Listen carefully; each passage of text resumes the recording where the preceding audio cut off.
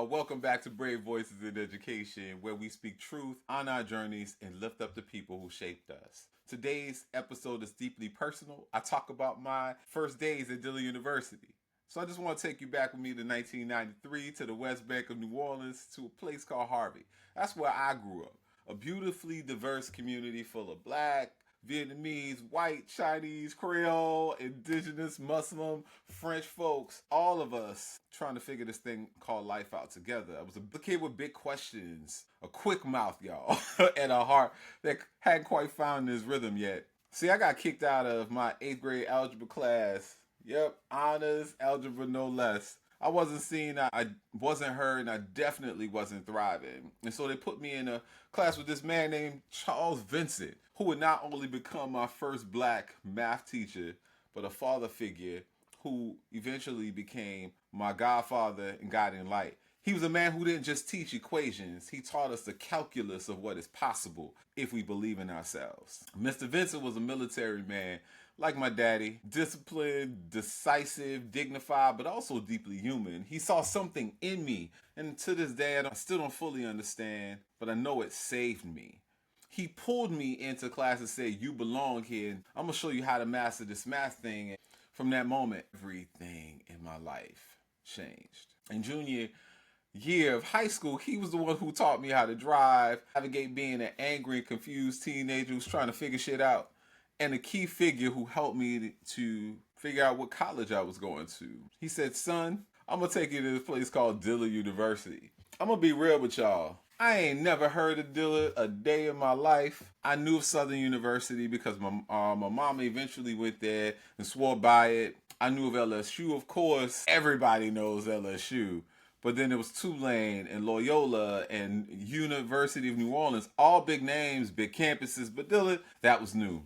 I remember pulling up to the front gate, and immediately it didn't feel like college. It felt like something sacred, y'all. This wide green pasture stretched out before me like a welcome mat. Majestic white buildings, 2 and 3 stories that stood in quiet power, like mansions. They're elegant, historical, reverent.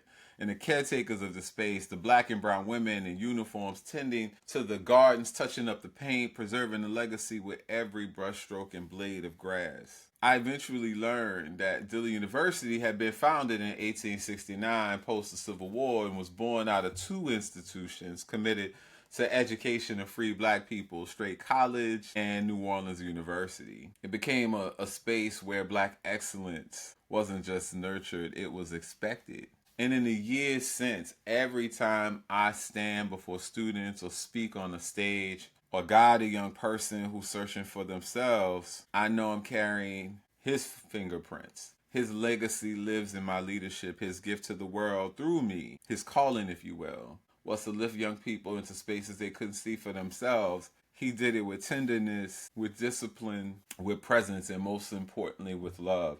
And that was loud and clear. Mr. Vincent, may you rest in peace and power. I wish you could hear this, and I hope you feel this. Dillon University was the first time I was fully surrounded by black excellence on every corner. Students from every part of the country, Chicago, Atlanta, New York, Dallas, Memphis, Baltimore, Detroit, all walking tall, speaking truths, majoring in biology, business, education, nursing, theology, communications. We're future doctors and musicians and artists, social workers, leaders, sorors and scholars. We had gumbo on Thursdays at Kearney Dining Hall and spontaneous twerk sessions to Juvenile. We were learning to lead and unlearn the lies we inherited about ourselves and the curriculums before us. Dillon gave us permission to be brilliant and black and bold at the same time. I found myself in classrooms that were more than just places to get grades. They were portals. Spaces where I learned about the freedom fighters right in our own backyard. Folks like A.P. Turo, who took on segregation in Louisiana schools, and Dorothy Mae Taylor, the first black woman in the Louisiana state legislature, who later fought to desegregate Mardi Gras crews. I learned about Revius Ortiz, the first African American elected to the Louisiana Supreme Court, and Dutch Moriel, who broke barriers as New Orleans' first black mayor. His son, Mark, continues to follow in his footsteps too, now leading the National Urban League. And then there was Dr. Davis in the sciences. Y'all, Dr. Davis didn't play. She made biology feel urgent. She had us out in the community collecting water samples, testing for lead in public housing units, analyzing conditions that too many folks ignored. And then she pushed us further, asked us, like, what are you going to do with this data? She taught us how to advocate with the Sewage and Water Board of New Orleans, how to raise our voices at city council meetings. She helped us to see that science was not just an experiment, but a strategy for liberation. And that work hit home. My father's daughter, my sister Trinika, may she rest in peace and power, her sons and her mama all lived under the same roof in the Magnolia Projects. That's 3 generations of black boys and women holding a family together under the same compromised conditions. And it clicked for me. We weren't just inheriting traditions, we were inheriting systems, and someone had to speak truth to power. Then there's Dr. Felicia Bleacher Wilson, my education professor and the crown godmother. If you know, you know. Dr. Bleacher Wilson believed in the science of reading, and she held us accountable to understanding it too, right? She demanded that we go beyond the cute bulletin boards and wrote worksheets. She wanted us to truly study how black and brown children think, how they process, how they learn. She challenged us to be observers, pattern seekers, truth tellers. We didn't yet have access to all the language about neurodivergence, executive functioning, twice exceptional. But Dr. Felicia Bleacher Wilson was rooted in teaching in the legacy of folks like Dr. Janice Hale, who wrote Learning While Black, and Dr.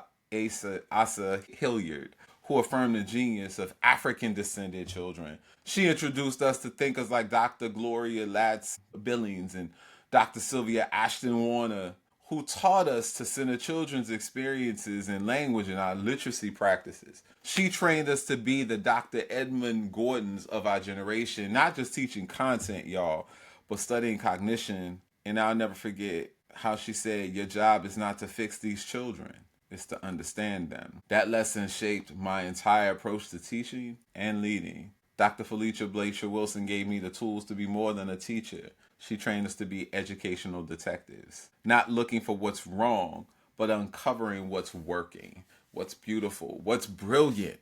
And y'all, that changed everything for me. When I think about my days at Dillard, especially my time at Kearney Hall, y'all, that's where I really learned what it meant to be black. For real, I'm serious. I was carrying 18 credit hours. Yes, 18. Working 20 hours in the library and still clocking in part-time at this toy train store in the New Orleans Riverwalk Mall. I was selling model locomotives while trying to keep my own life on track. I had 2 parents who I love, who are faithful, hardworking folks, who couldn't give me much more than a few prayers, a couple of home-cooked meals, and a baby do your best. Many times, we were living check to check. I wasn't the kid who got dropped off at school with a futon, a MacBook, and a new debit card. I was figuring this out. I was sharing an apartment with cousins, not just because it was close to the campus, but because I wanted a space, freedom. I wanted a chance to breathe and become. But Kearney was a whole education in itself. It's where I learned how to be black out loud, where I learned the code of how to play spades right, and how to hold your own and not renege in a heated game, where Fridays meant fried fish, y'all, in the cafeteria.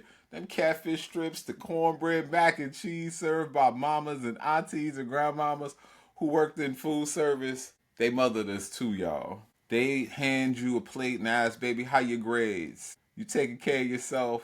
How your mama doing? And I'll never forget when my mama came to visit, eyes like brown sugar and soft light, and folks would say, that's your mama?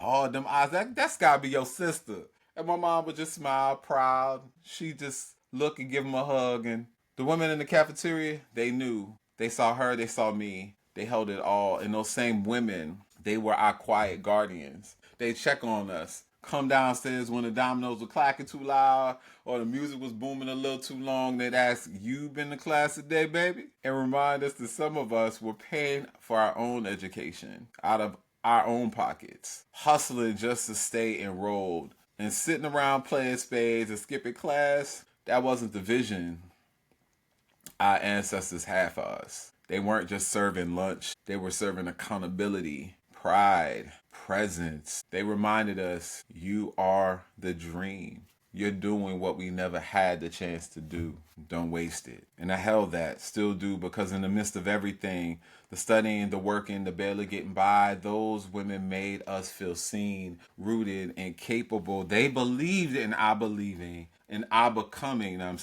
even when we didn't have it all together. And so it's only fitting that today's episode takes us from those fried fish Fridays at Curry Hall to a room full of black brilliance at none other than Harvard University, an institution with its own tangled roots in slavery, anti-blackness, and exclusion.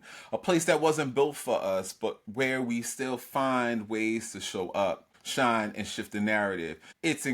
I'm incredibly grateful to Dr. Keith Lezama, founder of Building Bridges Foundation, for the vision to bring this podcast into the space. Me to record the conversation live in front of a room filled with black, powerful scholars, students, and leaders from HBCUs across the country. And y'all, the energy, electric. Many of us in that room know what it means to serve at, graduate from, or be shaped by a historically black college or university. We know that HBCUs don't just prepare you for the workforce. They prepare you for warfare, for living, leading, and loving in a world that too often tries to erase us. So in this next segment, you're going to hear a live unscripted conversation recorded on June 9th featuring two brilliant guests, Dr. Moala Bannavti and Dr. Robert Jennings. Together we explored our journeys, the joy, the resistance, the laughter, and the legacy of HBCU experiences. This is more than a panel. It's a celebration. It's a love letter to institutions that saw us before the world did. Now, before we dive in, I need to pause and own something real quick. I gotta give a sincere shout out to an apology to Dr. Moala Bannavti. Listen, I've jacked up her bio more than once, and she's been nothing but gracious with me. And it matters, y'all, because when a black woman scientist, especially one as decorated and as dope as Dr. Bannavti, steps into a space with her full brilliance, it's our job to get it right. So today, I want to make sure we honor her work, her legacy, and her leadership properly. Dr. Bannavti is the truth, and it's a privilege to have her voice in this conversation. And let's get into this live conversation from HBCU Summit. First up, Dr. Moala Bannavti, a proud graduate of Delaware State University. She's a scientist, educator, and truth teller who's been putting in the work at the intersection of climate, justice, engineering, equity, with a PhD in environmental engineering from the University of Iowa and current research work at MIT. Moala has trained over 800 early career engineers, published award-winning work, and still finds time to bring joy, brilliance, and real talk into every room she enters. She reps Alpha Kappa Alpha Sorority Incorporated with pride. And then we have Dr. Robert Jennings, a seasoned HBCU president and higher ed visionary who's held leadership roles at Alabama A&M and Lincoln University after earning his degrees from Morehouse College, Clark Atlanta, and beyond. He served on federal commissions, led major institutions through tough seasons, and still shows up with a love for black students and black futures, and that is as deep as it is wide. When Dr. Jennings speaks, it comes from experience, from conviction, and from a life spent building up our people. These are not just scholars, y'all. They're freedom workers, proud products and protectors of HBCU legacy. Let's get into this conversation. So the first question that I want to ask, you both stand as incredibly tall. As giants as HBCU graduates and leaders, you walked the halls of the institution built by visionaries, often underfunded, but never underloved. What did your HBCU experience reveal to you about identity, excellence, and a call to serve? What didn't it teach me? Honestly, I feel like at the foundation, and I always bring this up to people because I think it's important that we understand the different groups of people that are on HBCU campuses. I'm Cameroonian, I'm a Cameroonian immigrant. And so I feel like being in Delaware State was the first time that I really got to walk in my African American identity. Inside my home, Cameroon food, Cameroon music, Cameroon dancing, and I loved it. And I'm so grateful for that upbringing, that experience. But my hometown was predominantly Hispanic American. So I only really understood Blackness through the lens of Cameroonianness until I went to Delaware State. And then I not only understood it through the lens of African Americanness, because we all had to take African American history, etc., but also through the lens of seeing other Caribbean American people like up close and personal, and then seeing Black people from all over the United States, from Alabama and New York, and all of the wonderful places and systems that come from. So I feel like it taught me confidence, it taught me the diversity of Blackness, and it really just taught me that we choose our identity. It doesn't get to be placed on us. The counselor told me that I could not go to Morehouse College because my mother was a maid. And another counselor heard her tell me this. And she called me, the other counselor called me in her office, and she said, if anybody is going to Morehouse College, you're going.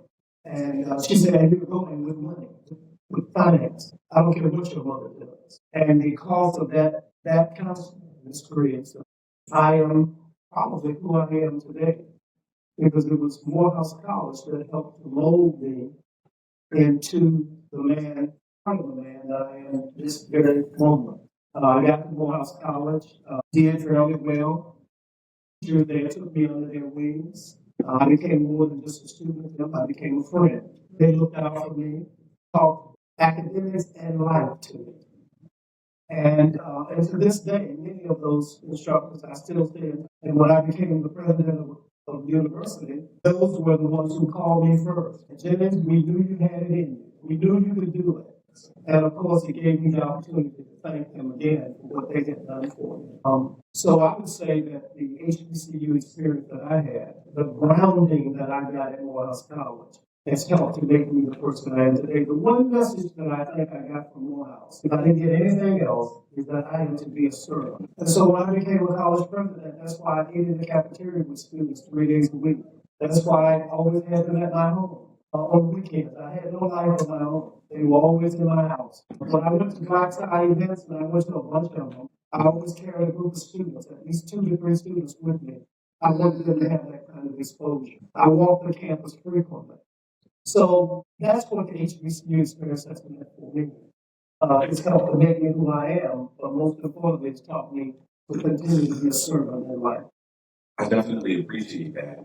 Also, wonder whether or not I was one of those young people who might have been, invited to your home, because that might have been one less meal I had to worry about finding somewhere else. Because many times for some of us, we found that we had to lean on the kindness of folks who look like us, who understood they may have not had much outside of the work that they were doing on campus. I know it did, but they knew that if we could be fed, then we could actually transform the way we move in the world. And so I'm appreciative that you've done that and continue to do that. Many of them came to my home because they claimed the food in the cafeteria was awful. Now you got bad food over here. You have some mean food over here. So that's why they always come at my house. But I allowed that because I felt like the leader is the person who is supposed to set the tone. Many of those students today want to be who they are because they use me as their model. Yeah. And so I felt that I had to be that kind of individual. That's why I hung out with them. I went to all the games as many as I could go. I went out begging for money for the institution. I was there with the institution doing what I felt I needed to do to move it from where it was to new levels of excellence. Thank you for that. I share also that my on my father's side, we did an African ancestry test and learned that we have, ancestry in Cameroon as well. A courtesy of Mississippi, that's where my dad was born and raised. For both of you, I am curious about your servant leadership, your example, your desire to exemplify this excellence, Black excellence. And so as we look at 2025, I'm curious for you, how do you carry that power, the responsibility, and the rhythm of being an HBCU graduate into the communities you lead, as well as the movements you inspire? I think it's just in you. And it starts from day one. You walk into a space and you say, my name is Moala, and somebody stops you. I am Moala Bannavti, right? Like it starts from the very, very beginning. I was in the marching band. I was captain of the flag team. And so I just remember from band camp, the discipline. We're gonna march, everybody's gonna hit 90s. If you're not hitting 90s, we're gonna start back from the end of the field and go back to the other side, right? It's in the sorority culture. I'm a proud member of Alpha Kappa Alpha Sorority Incorporated, and I crossed at Delaware State University. And so I think even then, learning proper etiquette, learn all of these skills, they just transfer. They keep moving with you. The service, like Dr. Jennings was talking about, knowing that everywhere that I go, I have to figure out how I can give service. And most importantly, when I was at Delaware State, I learned that leadership is the most pertinent form of service. That when you are a leader, despite what people may think, despite what may be advertised, it's not so that you can, be pompous and boss people around and be the ruler. It's so that you can serve people in a more intense way than all of the people that are under your leadership. And so all of those things I learned at Delaware State. Moving into 2025 now, being at MIT, being a postdoc, all of those sorts of things, I think it's sad sometimes when I see young Black kids that don't necessarily have that confidence. They weren't taught those same lessons about discipline or leadership or service or whatever the case may be. And then I think sometimes you find yourself becoming like this is going to make all y'all laugh because I'm very sure I have a lot of elders in this room. But this is when you kind of feel like the old head a little bit and you're just like, no, hold on. That's not, the way. Maybe try this way. So I think it's paying it forward in 2025. And it's hard for me to reconcile because I'm a spoiler. I'm only 26. So it's hard for me to reconcile sometimes, but I interact, I volunteer a lot with young people, Boys and Girls Club, etc. And so it's like, the same way that there were people that were in their 20s and 30s and 40s that were teaching me, like now that's me. It doesn't feel like it's supposed to be me yet, but in the world, the way that it plays out, it is. And so I consider it a huge honor. But I think in 2025, that embodies through each one teach one, each one. Well, I would have to say that I'm concerned, to say the least, about the generation that I see existing now, because I don't think that they are getting the same kind of value today. They can't even look you in the face because they become so handheld. And so I end up saying to them that, plus I've been in rooms where, I've been with people from Harvard, Yale, Princeton, you name it. And I felt like I was able to hold my own. And because of the kind of skills and development that I got in the places where I've been, when I left Morehouse College, at Morehouse College, I had a great experience. I got to go out of the country for the first time as a Merrill Scholar. And so, I had never been I had never been on a plane before. The president calls me in his office and said, go home and get your things together because you're going to Africa, West Africa to study. I can't afford to send me to Africa. I hadn't been on a plane before. He said, well, you're going. And he said, who said you needed money? And those kind of experiences that are the kind that I try to give students when I was the president at Alabama A&M, as well as at Lincoln, Pennsylvania. Those kind of experiences I wanted them to have because they helped to make me who I am. The reason I spend time with students, walking the campus or having students around on weekends or going to their dorms at night to talk to them is because I want them to understand you got to have good social skills as well as being able to be academically strong. You got to be able to talk to people. You got to be able to look at people. And you got to be able to walk into a room and feel some confidence that my degree that I got in this institution is just as strong as the degree you got at yours, be it Princeton, Harvard, Yale, or whatever. And I've had those kind of experiences. I've been called on by 3 U.S. presidents. Only one was a Republican who asked me to be a loan executive to him once. But, I was able to do that because of the kind of skill development training that I got and the experiences that I had having started at Morehouse. So what I think about when we talk about this generation, that I agree is leaning in on technologies in ways that they're struggling to actually connect in real life. I am curious about the impact of COVID, where we had to work so much harder to build connection, but we found ourselves isolated. And I wonder whether or not, for some of our young people, they're in a multiverse, that they've never escaped the conditions and experiences there. And we as adults also are fostering some of those same antisocial behaviors. I'm not gonna lie, this morning, I know for me, it took me a lot of self-work to be able to just sit in spaces and just admire Black excellence all in one space. And just to be in a space where I don't have to be on stage, but that I can actually just be in community. But I know the work and thanks to the wonderful parents I have, that there's a constant working and reworking of mind and spirit in order for us to show up. But we also have our forces that are really having us to re-examine the single Blackness. And so I'm curious to both of you, the face and Dr.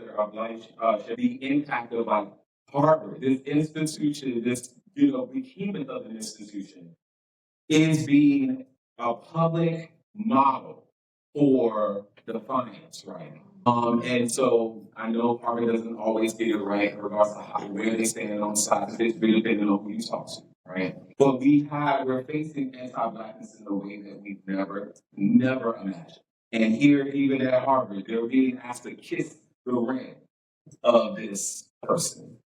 I'm trying to do my best. I prayed this morning. I'm doing my work, therapy at work. So in the face of rising anti-Blackness at federal and systemic levels, how are you both preserving and protecting your Black children? Well, I think for me, I've accepted it, first and foremost. I think that's the first thing you have to do is to accept who you are and be proud of the fact of who you are. I'm proud to be a Black man. I don't want to be anything but a Black man. And I know several colleagues who wish they could be something else because of the time. So I wish, didn't have the skin color. Well, you had it. You were stuck with it. And so that's part of what my joy is. First of all, being confident with who I am and what I believe. And I believe that my work is just as good as any other person. And I keep trying to promote that to other younger men and women as well that I come in contact with. You have to have self-confidence, and that's what I think I have. It keeps me going, keeps me joyful. I think there's a lot of different ways that you could answer that question. I think the one that I'll lean on is that oftentimes there's two sides to the same coin. And so part of the way that I've been preserving my Black joy actually has been investing in learning my history as an African American person. And while some people at this time, with all that's going on, might find that to be a bit depressing, I have been able to find joy in it because it's one of those, if you did it before, you'll do it again. If we were in a situation where things were dark, where things were low, where people were not thriving, and we've seen throughout the course of American history how there have been these pockets in time where Black people really were able to have class mobility, really were able to have educational mobility, etc. And so I think it's very much so sort of like the stock market.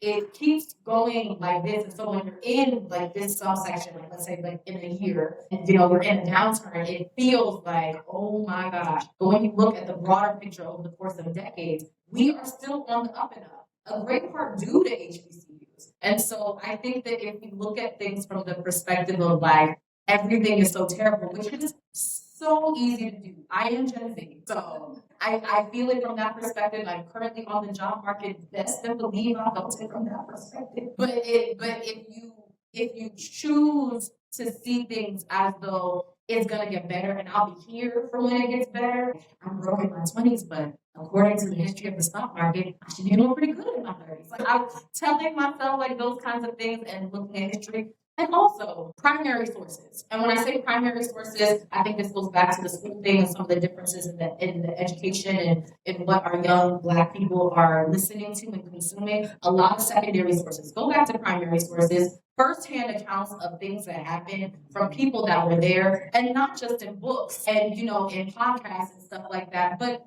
Go and talk to your Black elders. There are Black elders in your churches. There are Black elders in your families. Go and ask them what happened. Some of them were there for the Great Depression. Some of them were there for civil rights. Some of them were there for. Go and talk to them about what happened, because the same group of people that were around for civil rights saw Obama get elected. And I'm not saying that Black excellence is problematic. I think that.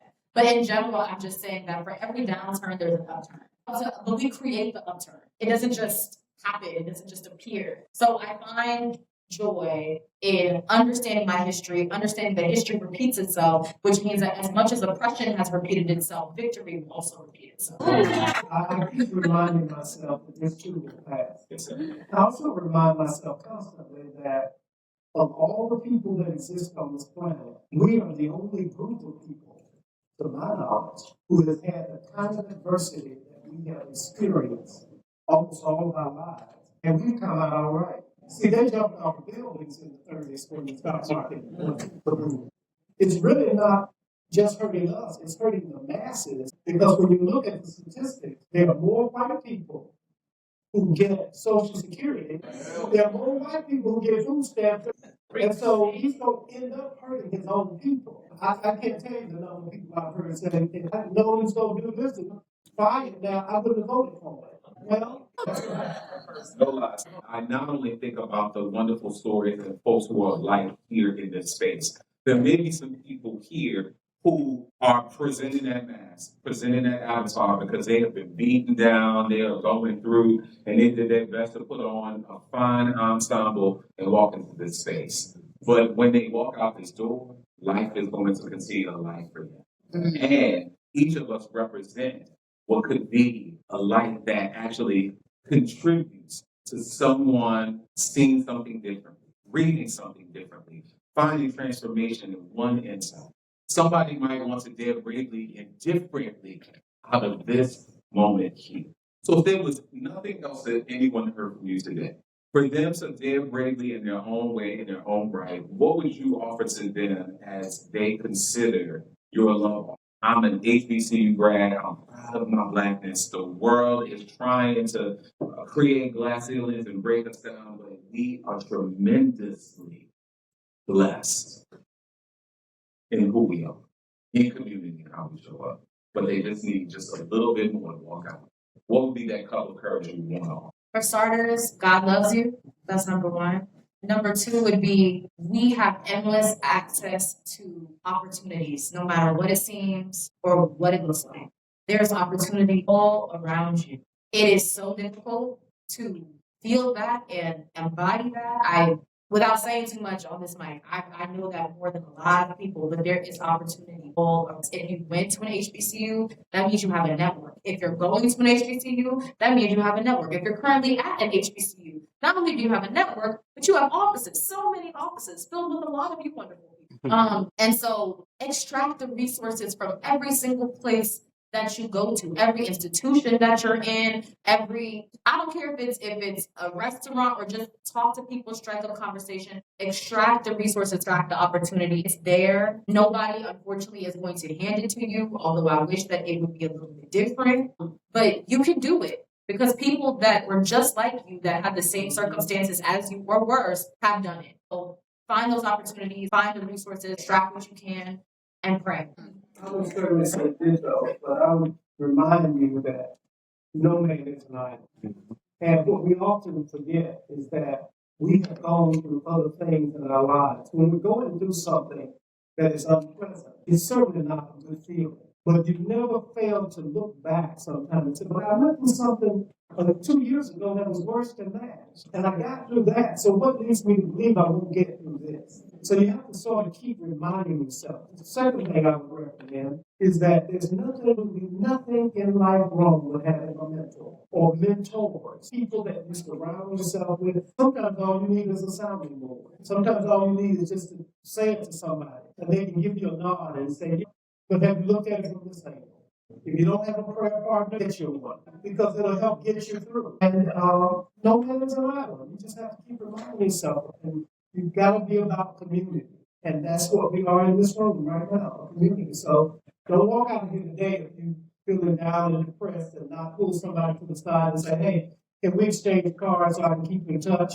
that begins a relationship that might lead from one thing to something else that will help you to get through. Give some love to Dr. Jennings for your life, your leadership, example, your Jennings. Thanks to Dr. Lezama for in allowing this to be a space for us to continue to find nourishment. Thank you. So this is the wrap of the episode for Brave Voices in Education. Something stirring you today, don't keep it to yourself. Share with your village, your team, your brave ones. If anyone here wants to be part of the Brave Voices community and wants to also be a guest on this wonderful podcast, please let me know. This is a space where healing meets hustle and testimony turns into transformation. This podcast is actually more than a show. It's a fuel for the Black Boys Summit. Part of my work and my walk is to make sure Black and brown boys don't have the experience I had. That they can see men and women like you in spaces from birth all the way beyond and know that anything and everything is possible. And so I am thankful for all of you for just being witness and bearing witness to this is a celebration of brilliance, belonging, and Black boyhood that refuses to shrink like we've heard. Please make sure you let us know. Because every listen, every share, every shout out helps us build classroom cities and futures that are braver and more beautiful than before. Until next time, generate your own joy. Never go it alone. I'm going to say this again. Never go it alone. Get free and always love your brave. Thank you all.